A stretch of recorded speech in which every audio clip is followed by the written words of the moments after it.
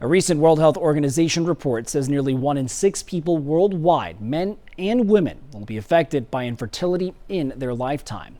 Our Brooke Chow joins us this morning after talking, Brooke, to a local doctor who's helping patients who want to consider parenthood.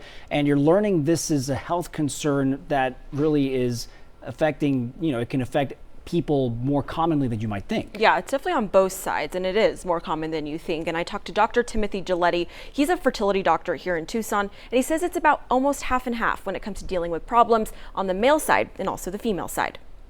Be as healthy as you can and be as proactive as you can. That's advice from Dr. Giletti to couples who have been trying to conceive for more than a year, which is classified as infertility. But it's not just women that play a contributing role when it comes to the ability to have a baby. Half of the time, because it's a couple, and both partners have to participate in achieving a pregnancy. And so we can't always blame the woman. About half of the time, roughly, we'll see a problem on the man's side. Obesity, stress, too much alcohol, and smoking cigarettes all negatively affect sperm count and overall sperm health. One factor, of course, is age, but approximately half of the time, 40 to 45% of the time, it could be on the man's side of things, and the rest of the time it can be on the woman's side of things.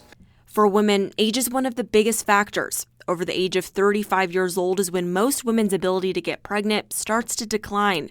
Dr. Giletti explains with research there are hopeful options that can help create a family, but being proactive is important sooner rather than later. Because nowadays it's very easy to treat most infertility problems, and the success rate is very, very high.